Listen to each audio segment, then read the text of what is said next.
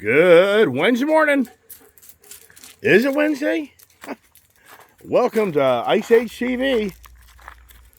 Wowsker. Changed up the greenhouse over here where I put the more desert plants into the greenhouse just so it's easier to maintain this because I never did get the water line fixed out here.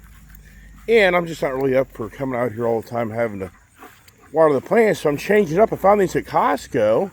I think I'm going to get some more, but I'm just changing up the theme of this really nice structure that Julie and I built, which was a really fun time to make video and you know, it was a great time. It was a lot of fun, and you know, as you know, the greenhouse went to the brown house. So now what I'm going to do is make it so it's more of the dry plant where it doesn't need a lot of attention and constant watering.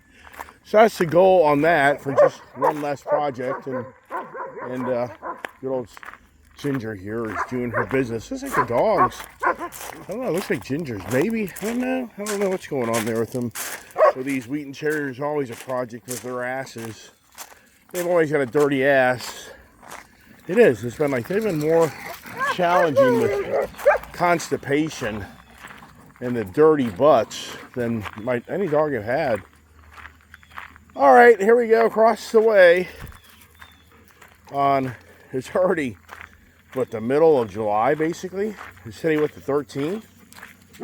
I can't keep track of time. I think it is, and it's just hard to believe it. We're already halfway through August. What I say? I can't keep track of I haven't really had my coffee. Haven't had my coffee to get my brain working right yet. And the drone, interesting, Dermot said he thinks there's a feature on this drone to turn on the microphone. You know, I never looked at that. Probably right in front of me as I'm using it, but yeah, that's a good point. I need to do that. I need to see if that microphone can come on, but then you're just going to hear the little whirring and whirring of the little helicopter, whatever you want to call it. Come on, Pops, get up in there.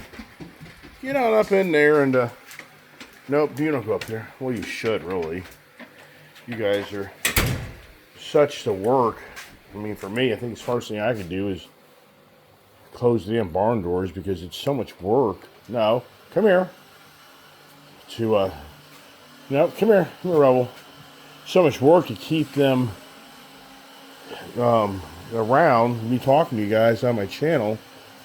So maybe I'll just close the doors this morning just so I don't have to sit here and chase some around and give you that entertainment factor, me yelling half the time on the channel. You know, the morning conversations really have petered out. I mean, it's incredible.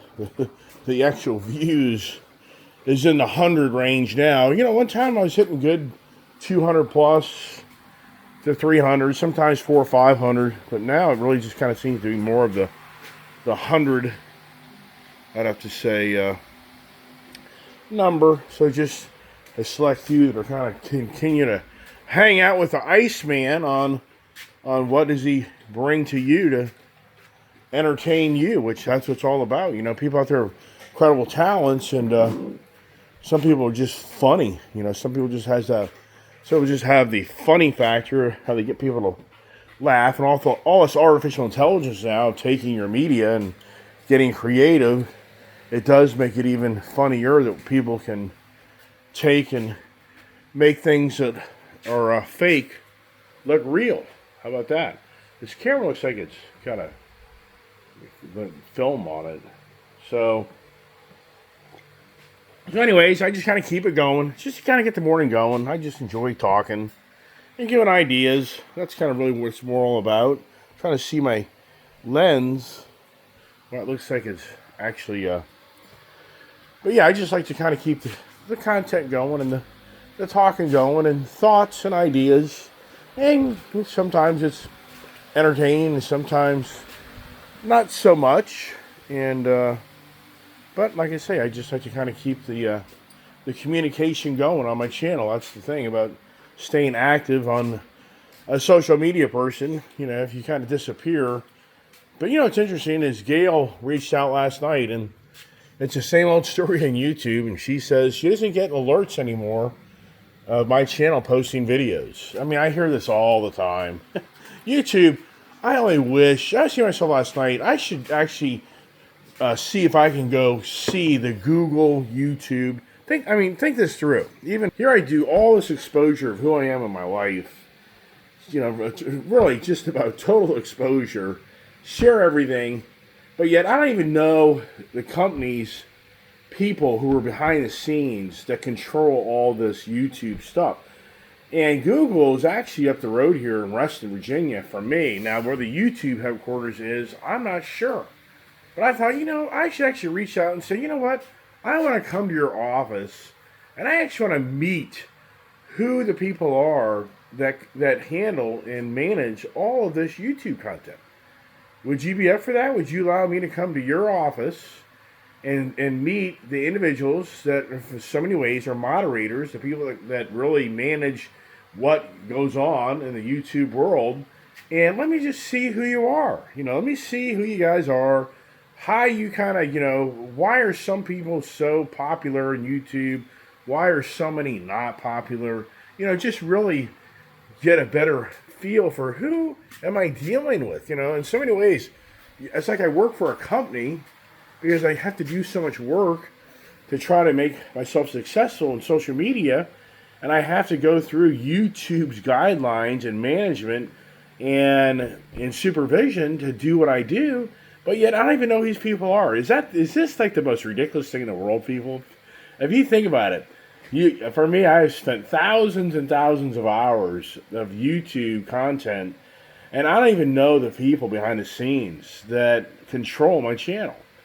I mean, can you imagine going to work every day of your life for years and years, and you have no idea who's even a higher up or who's even managing you or what the policies are and what people control and don't? I mean, and that's what this is.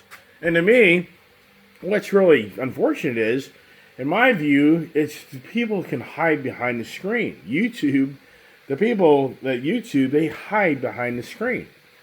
I've had interaction with YouTube on like email, if you want to, I would guess you could call it the email, through their YouTube correspondence, but that's about it. Other than that, there just isn't, once again, they can hide behind the screen. It's just incredible, everybody. And as you know, YouTube, the biggest media, company out there for the social media, as for now, and I mean, they know. I mean, they're the big guys, and they know they can borderline do whatever they really want to do because they're the most dominant social media video content company. So if you don't think that they don't put their, have that attitude like, well, what are you going to do? What are you going to do? So, yeah. So I wonder if anybody's ever gone, anybody there in YouTube, I've never looked it up. Some of you may want to look it up on YouTube. Has anybody ever gone to the YouTube headquarters and done a video of the office, the personnel, the people? I wonder if anybody's ever done that. I don't know. I tell you, we're in weird times. Skyline Harley. If anybody here knows Skyline Harley, or if you're actually a person who works there, I'm going to tell you straight up, you guys are getting weird. your Facebook postings really are getting weird. Now, I guess in some ways it's getting you attention, but to me, I mean, it's just, and I think to myself, the people that work there, I mean, Jesus Christ. I mean, really? You're that desperate for a job for what the management's starting to put you through the ringer to do? I mean, and in some ways, I guess some people are like, it's not really that radical. But if you're on Facebook and you see what Skyline Harley is doing to its employees to try to lure people to come in to buy a motorcycle, it's beyond believable. And it's beyond believable if you go 20 years ago, you walk into a Harley dealer, you were lucky to buy a Harley. Now the Harley dealerships are doing every side trick, every show, everything they can to try to get somebody to come in to buy a overpriced motorcycle that has no value after you buy it. Wonder what the new RR CVO, the $130,000, $200,000 bike. Wonder what that thing will be worth a few years from now. I wonder if that one will, would only build like 131 of them or something like that. So, anyways, like I say, I what I see on Facebook of how Skyline Harley is trying to get attention and how it uses employees to do stuff is like, yeah, interesting. I mean, I would be like, yeah, this is the gig to try to sell motorcycles. I got to get on social media and in some ways look like a clown to bring them in. Well, I guess if you look at the history of the car dealerships, commercials, and what was that? Fast Eddie. What was up in New York? The big commercial on radio. Was it Fast Eddie, the guy that sold all the stereo equipment? That was huge back like in the 70s. And that guy, it's an incredible story, that guy. I read the whole story about that guy, Fast Eddie. Is that what they called him? I think Old School Jerry, he was up in that Jersey, New York area. If you grew up in the Jersey, New York area back in the 70s, you'll know exactly what I'm talking about, those commercials of selling stereo equipment. But that guy actually went through some ups and downs. That guy actually evaded and went to Israel because of like tax evasion or something like that. I think he eventually came back and settled his debts, but he got himself in a lot of trouble there at the end of making all that money and whatever. But I think that actually went bankrupt eventually, but he was making a ton of money. So is it Crazy Eddie or Fast? I just can't remember on that without Googling it. So what's interesting here is talking about the Harley Davidson brand. Do you know Robert Patrick? I was talking about this guy yesterday about he's the Terminator for the Terminator movie, and I've seen a lot of this guy on social media, Facebook, going to Sturgis. Well, he apparently just like last year bought into Santa Clarita in California, just north of Los Angeles.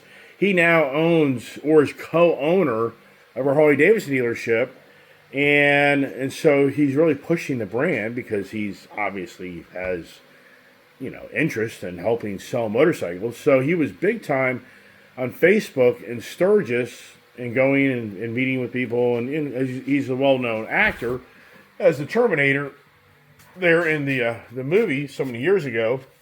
So if you're a follower of him, he's a great guy. But man, I tell you what, the guy's exhausted. I mean, the guy rode. I mean, give the guy credit. The guy, he's 66 years old. He rode to Sturgis with his friends on his Harley. And then he was very active there, But man, I tell you what, the last video he did, he doesn't look healthy. He looks just like he said. He's exhausted. And it's incredible how I've witnessed the likes of Tom Petty, Prince. Look at Ozzy Osbourne. I'm just trying to think of the well-to-known musicians, actors. They go out like with the last big bang, and they go out and they just exhaust themselves. And the exertion that they put them through, they drop dead. Because there's no doubt in my mind they're popping pills to make it through another day. I mean, that's the thing. As you get older, man, I guarantee you there's so many of these people that are doing steroids. I mean, they're doing so many drugs to try to help them feel like they're still young because their body's talking to them. But for Robert Patrick, apparently he was a raging alcoholic or a drug addict. I don't know. He went through some pretty tough times, apparently. So, but he looks, to me, 66 years old. I would have guessed he was older than that. If you look at him, you can see that he really has. And isn't that interesting? You look at people, how they age. Some people are in their 70s, and you'd never even know it. And some people are in their late 50s or even early 60s, and you would think they were 70s or 80. It's crazy how we all kind of age differently, and is that all because of their lifestyle and habits, or just their genetic makeup? So for Robert Patrick, he seems like a very nice, cool guy. A lot of people follow him, but he's new to social media, per him saying this, and he's wanting to get a paid subscription following. I'm thinking, okay, good luck. Really? Really? So you have that much? You're no longer in anything special of acting. You now own a Harley dealership. And so what are you going to bring to the table that people are going to pay a subscription to hear you just share your day? Yeah, good luck. Without bringing something, I don't know, I have no idea. I was thinking this morning, what's going to happen to Donald Trump? I mean, I'm not really following the news, but just a little bit that I get here and there. I mean, Trump is on fire. I mean, the guy is accomplishing for the most part. He's getting through a lot of stuff. This guy, Trump, is really, in so many ways, kicking ass on getting things back in order if you're more of the conservative-minded person. And now he's talking about how he's going to go after the drug companies, because over in England, you buy the drug weight loss for $88. Over here, it's $1,300. So he's actually going on now about how he's going to go after the big European drug companies and the foreign, basically the overseas drug companies that, in his eyes, are overcharging us through the roof. So he claims he's going to go after these European countries and tell them, if you don't get your drug prices to be fair in America, then you just can't sell your cars here anymore. So that's the next ploy that Trump is now going to put on the table for the European companies. Very interesting. Here's something I didn't know. Did you know that the GE appliances is owned by China? Did you actually know that? I mean, I didn't know that. I guarantee everybody here on the channel say, well, we know everything's built in China, blah, blah, blah. But did you actually know? I didn't say GE. I said GE Appliances is apparently investing billions of dollars stateside here to bring jobs, to build GE Appliances here stateside, which is going to create 1,000 jobs for them setting up shop here. So here's Trump once again. I mean, if you step back, little by little, people are caving to Trump, and Trump kicked the China tariff to another 90 days of continued ongoing negotiations. But if you look at Trump, he's having great success on the border, trying to get that under control. The claim is that he's getting great success on the crime. I mean, you can start going through the list of things that Trump seems to be getting a handle on. Now, he claims that things are getting less expensive, which I don't think I agree with that at this time, but he claims that the food prices are coming down, blah, blah, blah. Yeah, I don't know. Maybe, maybe not. I think if you focus on eggs, that's a waste of time. That was all of a virus that was created that problem. But I just think to myself, what's the Democratic Party behind the scenes brewing, and what are they up to? They have to be up to something. They can't stand it. Because this guy, Donald Trump, is winning. The guy's getting his way. They can't, I mean, but Trump has exposed how dirty the Democratic Party is and the tactics they have to use to try to persuade people to not like him and to not like the GOP party. And it's been unbelievable. So what's the Democratic Party doing right now? You have to really think, what are they up to? They kind of seem to have gone quiet. So what, they haven't gone like quiet. But it sure seems like it's just something's going on. You got to wonder what's going on. But at the same time, Donald Trump can't be reelected, even though people say he'll rewrite the laws to be of being a president more than 2 terms. But the reality is he's not going to be a 3rd-term president. So in some ways, are the Democrats just having to suck it up, buttercup, and realize that they'll just have to put up with his crap, and then hopefully bring somebody stronger and bigger than whoever comes to the platform the next round, and then get back in to do the reckoning of the country again? I mean, if you really think about it, this is what I say. My channel so many years ago, I started talking about just the state of times. And there's people out there just don't want to hear it. They don't want to hear it. They don't want to hear it. And so for me as a YouTuber, years ago, I came to closure that the never ending showing me buy cars and motorcycles and trucks, the average person would just think that this guy just is, there's just nothing there besides this guy buying yet another car, motorcycle, truck, and his daddy or mommy gave him all the damn money, and he's just a spoiled brat, or he just inherited money, whatever it may be. And there's just nothing there beyond that. And that's why I started the morning conversations, was to show that no, there is more to who I am and to what there is. And I enjoy talking about where we are in this country and what's going on. But you know what? It irritates some people. It irritates the crap out of them to hear, the reality of what's going on. And it's just weird. I mean, it really is. So they don't want to hear it. So it's like, And that's why I know that in many ways, the viewership of the morning conversations has never been that big, because either you got to be a radical person mouthing off all day to gain any traction, to be a Charlie Kirk or a Dan Bongino or whatever other media personalities out there that's radically, political. But the whole point is, for Trump's kicking ass in so many ways, and now they're saying that he's gonna nominate Elon Musk back into the cabinet to be the public relations manager. No, what do you got? See, oh my gosh, it doesn't end. The dogs want to eat something. So now apparently Elon Musk is back in the picture, and maybe the bromance. I don't know. I'm not really watching the news, but which is little things I see pop up, I just speculate of what's going on.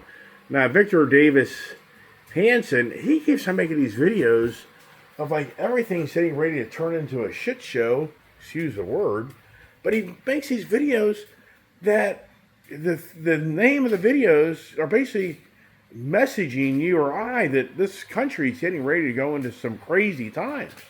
But you watch the video, and not much of anything comes from him making that, statement. But there's nothing really per se in the video that really supports where that narrative's even going. So is this guy, now grabbing, is the guy the clickbait guy that you gotta name things on your channel to just like when I named the bankruptcy sheriff. I named a video like 3-4 weeks ago. The bankruptcy repos. I don't know. But that was like a 500 views. 500 views is once people heard the bankruptcy and the repos. That's like an instant trigger of the guy's filing bankruptcy. I definitely got to see this video. So so it spurs the I'm inclined versus the ho hum name video. It doesn't draw anything to anybody. If I was to post this morning, oh God, now I have 4 more repos coming and it's a disaster and bankruptcy's on the horizon, I'd be willing to bet that this video would get probably 500. One of my videos that was a bankruptcy conversation got close to 1,000 views. So, it's the dire straits. It's the dire straits that creates interest to people, just like me with Victor Davis Hanson. That guy there is now making video content about this country's getting ready to go broke. I'm still blown away. This country hasn't gone broke. Between the COVID, pandemic, the government handing out money, everything getting so much more expensive. but here's the point. I was going to really kind of finish up with Donald Trump was, you look at where we are now with Donald Trump trying to get the House back in order. And now you step back and you think about Joe Biden. The guy was never, Donald Trump is on the media machine all day, every day. Joe Biden, this guy was asleep in his house. He was. So this guy was never around. And you look at what was the tone. The tone was the government handing out billions of dollars if you were the green agenda addict. The agenda was everybody in the world was told, come to America for free board, free food, free health care, free education, and everybody in the world is told bring as many drugs as you can because this country likes to get stoned off their ass. If you get in a war, we'll be more than happy to funnel money to you while the sick people just, take their cut and then give the rest to the others, and the others take their cut, and then eventually the military gets a little bit of their cut. I mean, under Joe Biden, what did Joe Biden accomplish? I mean, sincerely, I'd love to hear somebody on the channel. He brought the DEI craziness to the country. He put people in power that were the weirdest people in the world. They didn't know what they wanted to be. I mean, he put people in power that they didn't know if they wanted to be a man or a woman. I mean, so when you think about a leader, if a leader doesn't even know whether they want to be a man or a woman, are you really interested in that? I mean, it's beyond believable. So once again, what did Joe Biden accomplish besides handing out money left and right in this country? Can you even imagine if Kamala Harris would have been elected? I mean, it would be the same show continued on, but even worse. Even worse. And the media, legacy media, just hides everything, so you have no clue what's really going on. Yes, legacy media. Are they going to be propping up Donald Trump and what he's accomplishing? Nope. So what are they doing? I wonder what they're up to. Something's going on. And Gavin Newsom, that guy's a Fruit Loop. But you know what? That guy most likely would be the candidate to run for the Democratic Party, and that guy will gain traction because all talk about is how the government's going to make everything beautiful for you, give you everything. But everybody, step back. Did the government ever give you, under Joe Biden, did the government give back to you? Did your life get less expensive? I mean, for the black community, they got screwed. All the illegals took all their benefits. Don't you remember in Chicago? All the people lining up in the public hall, screaming bloody murder and how their entitlement was being taken away by all these illegals. And then, for the people that are it doesn't matter what color you are, but the people are in dire straits and despair, are starving and living in the streets, and the illegals are living in hotels, and the hotel owners are getting paid huge money every day to put these people in their hotels to appease them. I mean, does anybody remember this stuff, man? This is all under the Democratic Party rule. Yeah, so if you're a Democrat and if I'm pissing you off, I really don't care because your policies and the guy that you guys elected obviously was a terrible mistake. And Elon Musk came in and pulled your pants down to show how bad your party is. Now, once again, I say it all the time, the GOP party has problems just as well. But the Democratic Party has been called out more than ever in modern times of how dirty they are. The Russia collusion. I mean, come on, man. Does that get any traction right now in the legacy media? Nope. That's it. I'm going to shut the hell up. So if you're a Democrat, I'm sure I pissed the hell out of you today.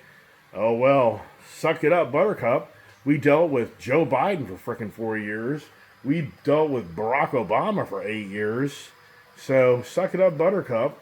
Hopefully you can pick a better candidate next time to run for presidency, and they actually have a brain on how to serve the country and the American people, and not serve themselves and serve for the other countries that have more important than us. I mean, the illegals had more important than us, everybody. Yeah, I mean, so many people forget all this stuff. So, hey, thank goodness Trump got in office. I know I get critical of him here and there, but the thing is, you got to be clear-headed. You got to hear it, and if you're just brainwashed, you're going to believe everything you hear.